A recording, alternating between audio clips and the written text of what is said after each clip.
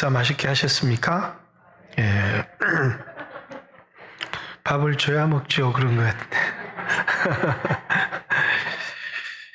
예. 이 고린도전서 15장 부활장은 이제 죽은 사람이 부활했다 라고 하는 것만큼 이제 과학적이고 이성적 사람들에게는, 믿음이 있는 사람들에게는 문제가 되지 않지만 이성적이고 과학적 사람들에게 죽은 자의 부활은 믿기가 대단히 어려운 것입니다. 이제 독일의 신학자 폰 라트라는, 이 신학자 얘기는 난 잘 안 합니다만은 오늘 한번 해보겠습니다. 이 사람은 성경을 이렇게 얘기했습니다. 이스라엘 백성들의 신앙 고백서, 이렇게. 이게 사실이냐 아니냐가 중요한 게 아니고 그들이 그렇게 믿었다는 거예요.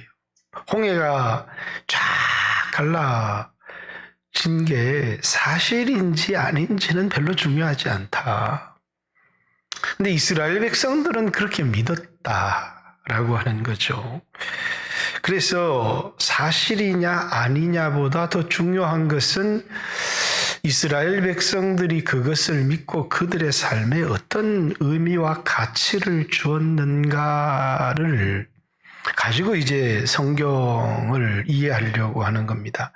사실로 이해하는 게 아니라 신앙 고백서로 성경을 이해하려고 하는, 왜 이런 배경이 등장하기 시작했느냐면, 성경이 하나님 말씀이고 절대적 권위를 가지고 있다면 성경에 일어난 모든 사건을 일어난 사건으로 받아들일 텐데, 어느 순간 과학이, 인간 이성이 발달을 하면서 인간 이성으로, 과학으로 납득하기 어려운 일들이 성경에 너무 많이 기록되어 있는 겁니다. 그러니까 이게 사실일까라고 하는, 예수가 정말 하나님의 아들일까? 예수님이 정말 살아나셨을까? 베드로가 물 위를 걸은 게 이게 과학적으로 이게 가능한 일인가라고 하는 모든 이 성경에 나오는 이야기들을 팩트로 받아들이는 게 아니고, 그들이 그렇게 믿었다라고 하는, 사실은 아니지만 그들은 그렇게 믿고 고백했다. 그래서 사실과는 다르지만, 아니, 사실일 수도 있고 아닐 수도 있지만 사실이건 아니건 그런 건 하나도 중요하지 않다. 그들에게 어떤 의미를 주었는가가 중요하다. 이건 이제 실존주의적 신앙, 이렇게 이야기를 합니다. 조금 어려운 얘기를 해서 미안합니다. 바울이 이 고린도서를 쓴, 또 15장을 쓴 가장 중요한 핵심이 어디에 있느냐면, 부활이 사실이라는 것을 강조하기 위해서 이 고린도전서 15장을 쓴 겁니다. 이거는 뭐냐면, 그렇게 믿도록 교리를 만들어서 가르친 게 아니고 실제적으로 일어난 사실이라는 겁니다. 그래서 먼저는 증인들을 들여대는 겁니다. 성경도 그렇게 기록되어져 있고, 성경대로 죽으시고 성경대로 사흘 만에 살아나사, 그러면서 누구에게 보이시고 누구에게 보이시고 500여 형제에게 보이시고 그리고 만삭되지 못한 내게도 보이셨다라고 하는 이 성경의 내용이, 또 예수님의 부활이 사실이다. 단지 우리에게 어떤 교훈을 주기 위한, 의미를 주기 위해서 꾸며낸 이야기가 아닌 실제적으로 일어난 사건이다는 얘기를 하는 것입니다. 자, 왜 이게 우리에게 중요하냐면, 이게 사실이 되어야만 오늘 나의 삶의 변화가 일어나는 겁니다. 자, 예수님이 부활한 걸 믿으십시오. 하늘에서 그러면 소망이 생길 겁니다. 그래서 죽음에 대한 두려움을 이기고 소망을 가지고 이런 신앙을 우리에게 주려고 하는 게 아니고 그것이 오늘 나의 삶을 실질적으로 변화시키는 것이어야 한다는 겁니다. 자, 예수님 당시에도 부활에 대한 견해들이 사두개인, 이제 바리새인이 달랐죠. 예수님이 오시는 것에 대한 견해도 신학이 달랐어요. 사두개인들은 부활이 없다 이렇게 얘기를 했습니다. 그들이 부활이 없다라는 신앙의 근거, 성경의 근거는 뭐냐면 이제 계대 결혼이라고 하는, 이제 이스라엘 백성들은 부부가 결혼을 했는데 아이가 생기지 않고 남편이 죽어버리면 그 땅은 여자의 것이 되어지잖아요. 그럼 이 여자가 다른 지파 사람들하고 결혼을 하게 되면 이제 이 가문의 재산이 딴 곳으로 옮겨지는 겁니다. 그러면 무슨 일이 발생을 하느냐면 오늘날처럼 빈익빈 부익부 현상들이 일어나는 겁니다.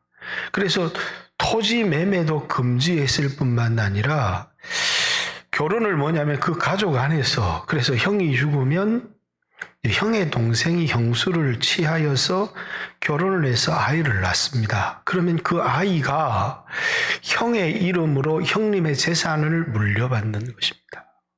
이게 이제 계대 결혼인데, 이제 이것을 근거로 뭐라고 얘기를 하느냐면, 아니, 한 집에 7형제가 있었는데 다 한 여자하고 결혼을 했다는 겁니다. 그거 다 죽었는데 만약에 부활이 있으면 이 여자는 누구의 아내가 돼야 됩니까? 라고 하는, 그렇기 때문에 부활이 당연히 없어야죠. 신앙이라고 하는 것은 부활을 바라보고 하는 게 아니라 예수 잘 믿는 사람들이 이 땅에서 복을 받고 잘 되기 위해서 신앙이 필요한 거지 부활 때문이 아니다. 이게 이제 사두개인들의 신앙입니다. 근데 바리새인들은 천사도 있다, 부활도 있다 이러는데 문제가 있어요. 오실 예수님을 기다리지도 않고 돈을 너무너무 사랑하는 겁니다. 그 부활 신앙이 그들의 삶의 어떤 변화도, 그걸 부활이 신학적으로 옳다고 하지만 그들은 그들의 부활 신앙이 사실로 받아들이지 않기 때문에 여전히 세상을 사랑하고 돈을 사랑합니다. 근데 전혀 다른 사람들이 있었어요.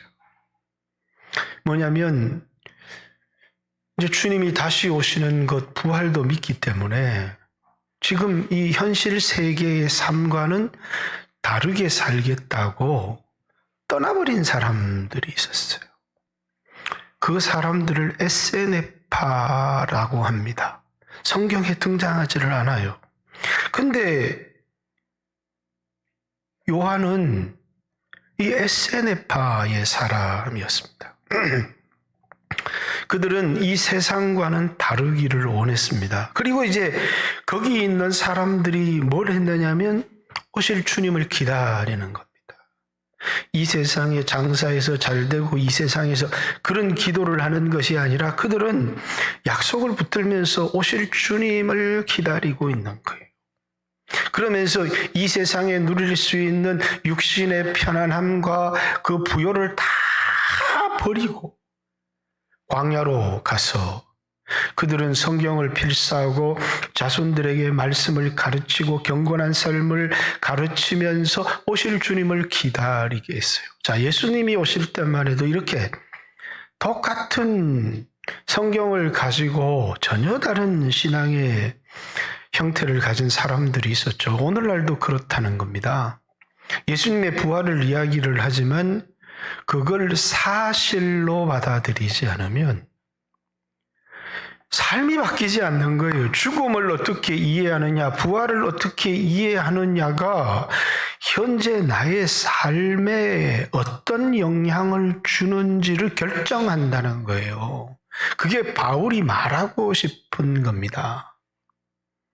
그래서 만약에 사람들이 우리가 예수가 살아났다고 전했고 예수가 우리의 죄를 담당했다고 전했는데 만약에 부활이 없다면, 자, 예수의 부활이 사실이 아니라고 한번 가정해 봅시다.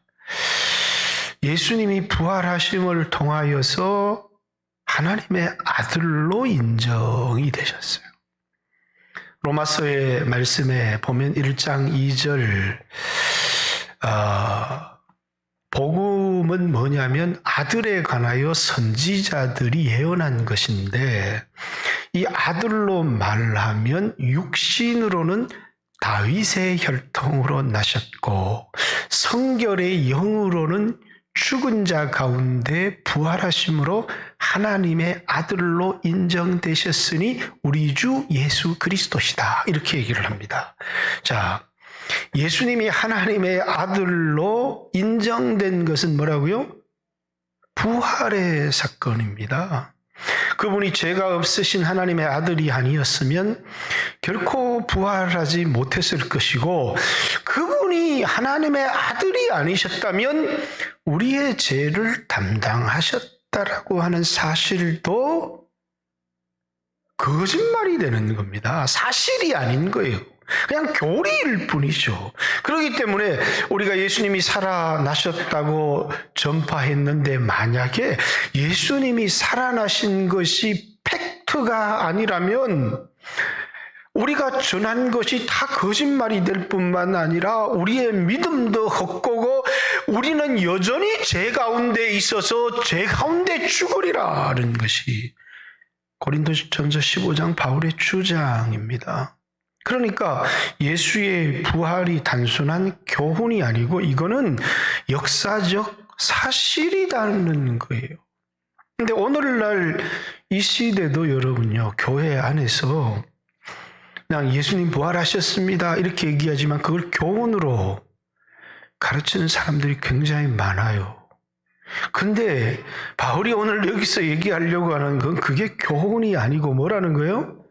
사실이라는 사실을 믿어야 되는 겁니다. 예수의 부활은 사실이기 때문에 그의 죽음이 내 죄를 위하여 죽은 것도 사실이고 그분이 하나님의 아들인 것도 사실이고 내 죄가 도말되었다는 것도 사실이라는 겁니다. 예수의 부활이 사실이 아니면 이 모든 것도 하나도 사실이 아니에요. 사실을 믿지 못하면 어리석은 자가 되는 거고 사실이 아닌 것을 믿으면 사기를 당하는 게 되는 거죠. 그런데 예수의 부활을 사실이라고 믿지 못하는 이유가 뭐냐면 그들이 가지고 있는 합리적 이성과 과학적 근거에 합당하지 않다는 거예요. 그러니까 여러분 성경은 이성의 눈으로 과학의 눈으로 읽어서는 받아들일 수가 없어요. 성경은 믿음으로 읽는 거예요.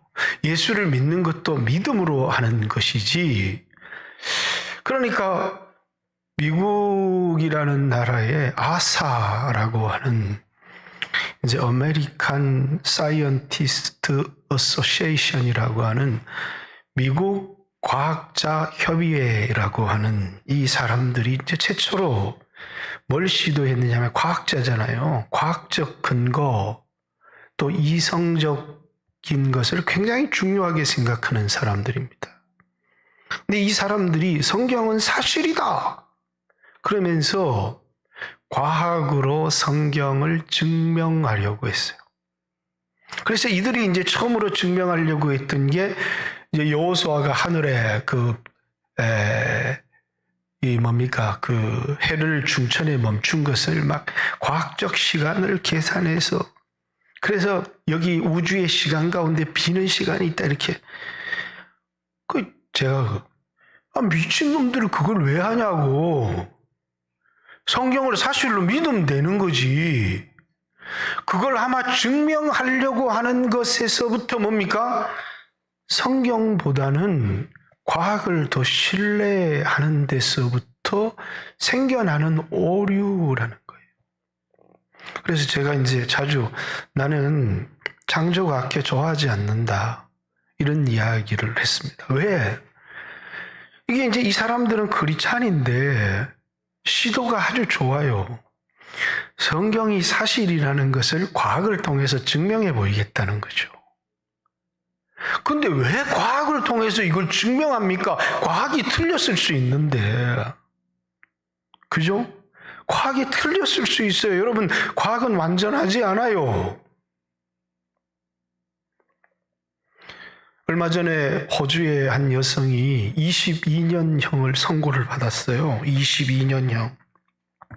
종신형을 선고받았는데 22년형 살고 무죄로 풀려났어요. 이 여인의 범죄는 3자녀를 살해했다는 거예요. 이제 아이가 3살쯤 되면 죽는 겁니다. 그래서 여러 가지 보니까 전부 다 질식사로 죽은 거예요. 다 질식사로. 그래서 이건 이 여자가 자기 자녀를 질식시킨 거다. 근데 이제 원래 초입니다. 그것도.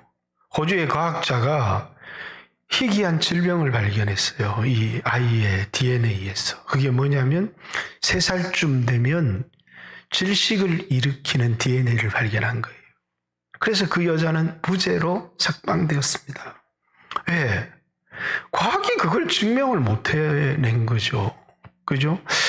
우리 지금 DNA 검사, 그건 이제 저는 물론 DNA가 사실이라는 걸 믿습니다. 믿습니다만은, 그러나 저는 저것만 가지고 100%다 얘기할 수는 없다고 생각해요.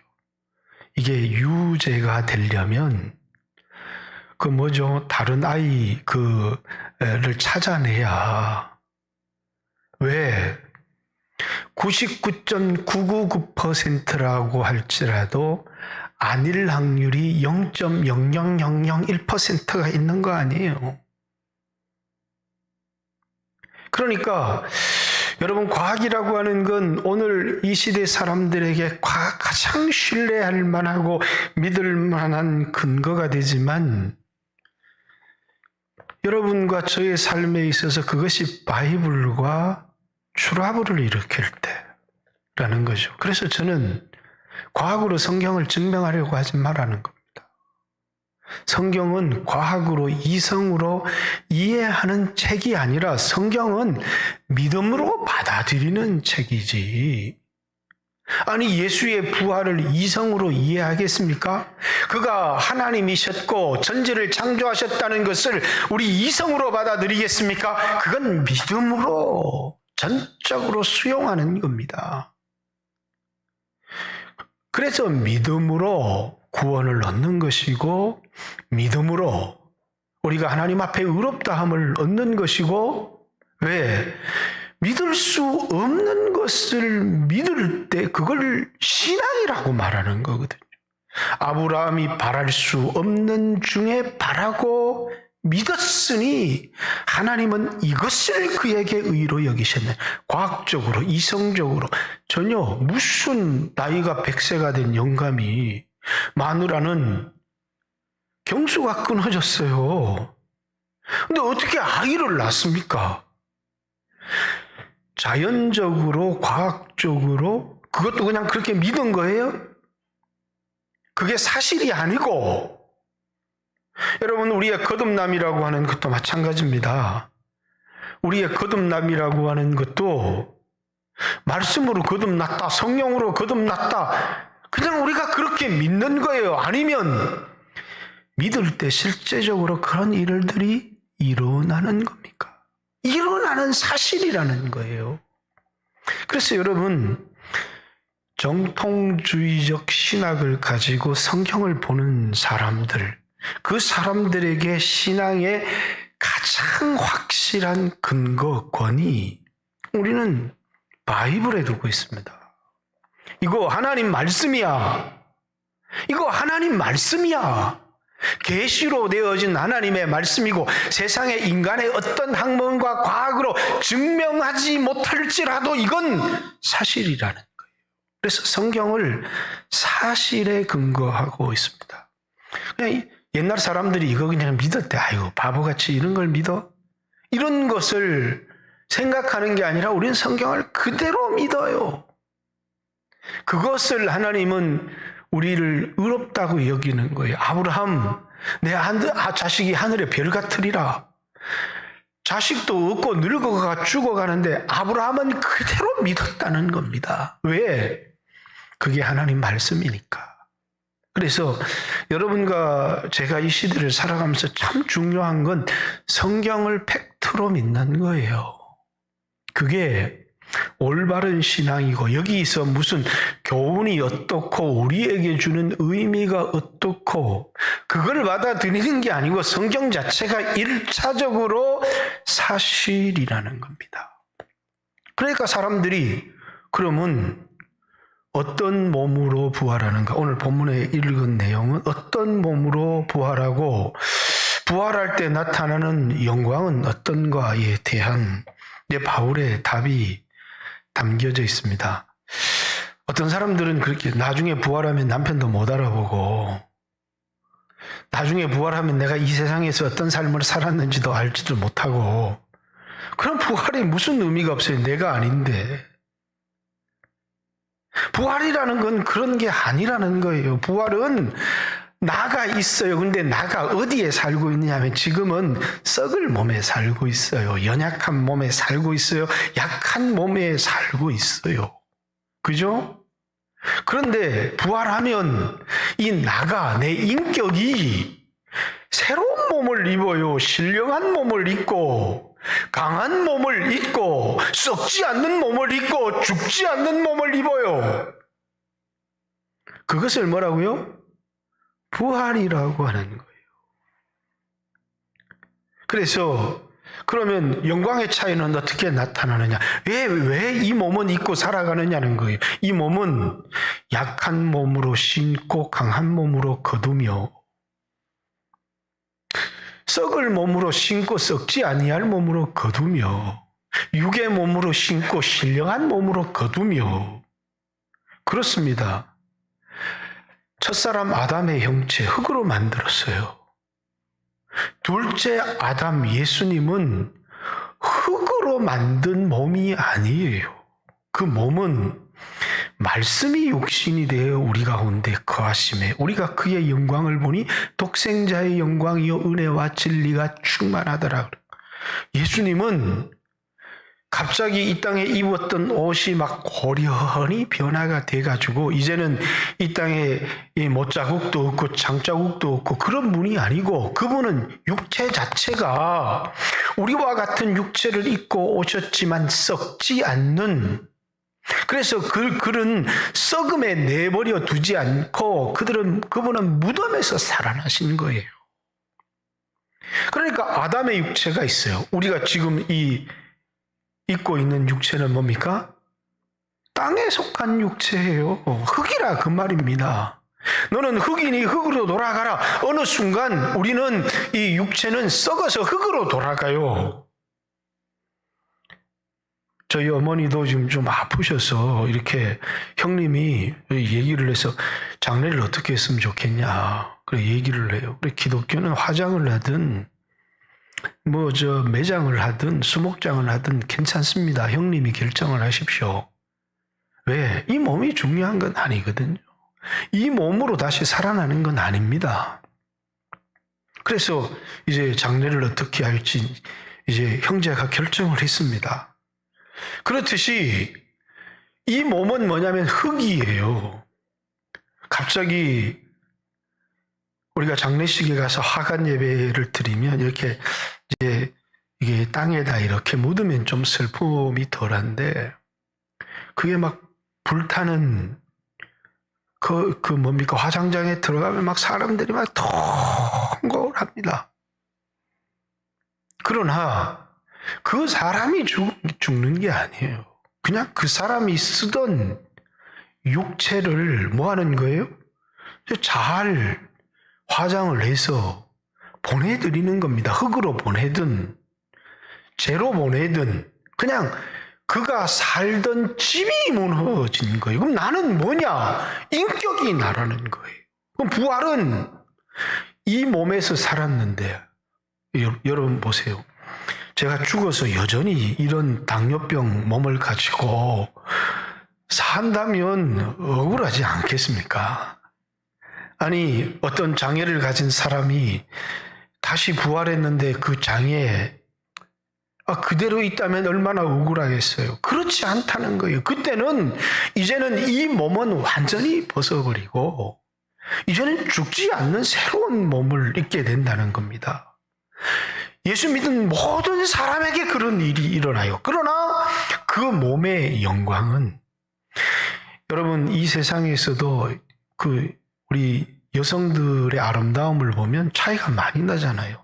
남자들은 뭐 키가 좀 크고 적고 어떤 사람은 뭐 근육질도 있지만 근데 부활한 몸도 어마어마한 영광의 차이가 있다는 거예요. 그래서 달의 영광이 있고 해의 영광이 있고 별의 영광이 있고 또 별과 별의 영광도 다르니 이렇게 얘기를 합니다. 그럼 이 영광이 달라지는 이유가 뭐냐면 이 육체의 몸의 가치는 어디에 있느냐면 편안하게 사는 데 가치가 있는 게 아니에요. 한 알의 밀이 땅에 떨어져 죽으면 많은 열매를 맺고 한 알 그대로 있으면 그냥 그대로 있을 뿐이라는 거예요. 예수님이 육체를 입고 오셔서 죽으심을 통하여 많은 사람들이 생명을 얻은 것 같이 여러분과 저도 이 육체는 부활을 믿지 않는 사람은 신앙을 종교로 가진 사람은 몸이 잘 되고 편안하고 좋은 차를 타야 되고 푹신푹신한 침대에서 자야 되고 좋죠. 근데 그게 행복이 아니라는 거예요. 이 몸은 복음을 위하여 심도록 심어야 되는 것에 가치가 있는 거예요. 그 심는 것을 바울에게 있어서는 십자가를 지는 것이라는 거예요. 부활을 사실로 믿지 않으면 단지 신앙을 교훈으로 받아들이고 내 인생의 의미로 받아들인다는 거예요. 그래서 바울은 고린도 교인들에게 이 사실을 경고하고 싶었던 겁니다. 근데 여러분 이건 고린도 교회의 단순한 문제가 아니잖아요. 오늘 한국 교회 안에 얼마나 이런 문제가 심각하게 발생을 하고 있습니까? 많은 성도들의 신앙이 부활 신앙을 가지고 있는 게 아니잖아요. 이 땅에서도 심어서 천국에서 영생을 얻고 해야 되는데 이 땅에서 백배의 복을 받기를 원하고 이 땅에서 잘 되기를 원하고 왜 그러냐? 부활 신앙의 부재에서 오는 거라. 그래서 바울은 이 땅에서 받기를 원하지 않았던 겁니다. 자기가 누릴 권리가 있었어요. 자기가 누릴 자유가 있었어요. 그러나 자기가 누릴 권리를 내려놓고 자유를 포기합니다. 왜? 상을 얻기 위함이라는 거예요. 그 상의 차이가 우리에게 영광의 차이를 가지고 오는 것이다. 사랑하는 성도 여러분, 오늘 우리의 신앙을 바울이 고린도전서 15장에서 얘기하려고 했던 그 진짜 의미를 받아들이고 나면 우리의 신앙에는 굉장히 많은 문제가 있는 겁니다. 그리고 사람들은 부활에 대하여 희미합니다. 옛날 부흥사들이 와서 헌금 많이 하고 수고하면 막 이런 면류관 쓰고 어떤 사람들은 막 개털 모자 썼더라. 막 하늘에는 막 황금길이 쫙 깔리고 그 도대체 어디에 있는 이야기입니까? 나는 그런 이야기의 근거를 성경에서 별로 찾아보지를 못했어요. 성경은 그런 개털 모자, 황금 모자 우리에게 면류관은 있어요. 그리고 그 면류관을 주님께 던지면서 모든 영광을 주님께 올려드릴 거예요. 요한계시록 4장. 우리는 사람의 말을 믿을 필요가 없어요. 우리는 성경의 말만을 믿는 겁니다. 성경이 우리에게 얘기하는 게 뭐냐면, 이제 예루살렘에 가면 막 보석이 깔려 있고 땅은 뭐 황금으로 되어져 있고, 그래서 새 하늘, 새 땅, 그런데 바다는 없더라, 이렇게 얘기를 합니다. 그 부분을 여러분들에게 얘기하면 좀 길어질 것 같고요. 어쨌든 바울이 지금 이 부활을 얘기하려고 하는 가장 중요한 의도는 뭐냐면, 우리가 지금 이 세상에서 보다 나은 삶을 살게 하기 위해서 하는 얘기가 아니고, 도리어 부활의 소망 때문에 이 땅에서의 삶을, 십자가를 지고 이전보다 육신적으로 더 못한 삶을 살아가게 하기 위해서 하는 거예요. 근데 우리가 소망하는 것은 보다 나은 삶이잖아요. 그런데 바울이 부활을 통해서 우리에게 말하려고 하는 건 세상 사람들이 소망하는 것과는 전혀 다른 삶을 살아가라는 거예요. 부활을 믿는다면 희생하라는 겁니다. 십자가를 지고. 그걸 우리에게 권면하고 있는 것인데, 이 고린도 교회 사람들이 육신적이잖아요. 그러니까 희생을 해도 자랑을 해야 돼요. 바울은 희생을 하는데 자랑하지 않습니다. 왜? 하나님이 주실 상을 바라고 자기의 희생을 은혜다, 이렇게 얘기를 합니다. 그런데 희생을 했는데 알아주지를 않아, 교회에서. 내가 이 교회를 세우는데 얼마나 눈물로 기도하고 헌금을 하고 희생을 했고, 그렇죠. 왜? 내가 이 세상에서 인정을 받아야 되니까. 그러나 바울은 그걸 은혜라고 얘기를 해요. 왜? 부활을 믿기 때문이죠. 여러분과 제가 이 땅에서 살아야 될 삶이, 부활이 그냥 죽음의 두려움에 있는 사람에게 그냥 위로가 되어지는, 그리고 사랑하는 사람들에게, 그 잃은 사람들에게 천국 가면 다시 만나요, 그런 단순한 위로의 의미를 넘어서서 오늘 우리로 하여금 이 세상에서 믿지 않았을 때보다 경제적으로 나은 삶을 추구하는 것이 아니고 십자가를 지는 삶을 살아가라는 것을 우리에게 말하려고 하는데, 바울의 설교에 포커스가 있다라는 것을 여러분들에게 말하고 싶습니다. 그래서 오늘 이 바울의 말씀 앞에서 우리 자신을 돌아볼 수 있는, 그래서 오늘 우리의 신앙을 다시 한번 점검해 볼 수 있는 가장 중요한 건, 성경은 사실인가? 그리고 부활은 일어난 사실인가? 아니면 그냥 사람들이 그렇게 믿었던 교훈인가? 부활은 그냥 교훈이 아닙니다. 실제적으로 일어났던 사건이고, 이 사건은 언제일지 모르지만 여러분과 저에게 일어날 사건이라는 사실이 중요한 겁니다. 이 시간에도 같이 한번 주여 하신 후에 하나님 앞에 한번 기도하는 시간을 갖습니다. 주여 하신 후에 하나님 앞에, 주여 나에게 부활 신앙을 주십시오. 부활 신앙을 가진 사람만 어떠한 환난과 위기 가운데서도 자신의 믿음을 잃지 않을 수 있고, 그리고 오늘 나에게 주어진 이 육신의 때를, 영혼의 때를 위하여 값지게 희생할 수 있는 그런 값진 삶을 살아갈 수가 있습니다. 주여 하신 후에 2, 3분만 기도합니다. 기도드리겠습니다. 주여.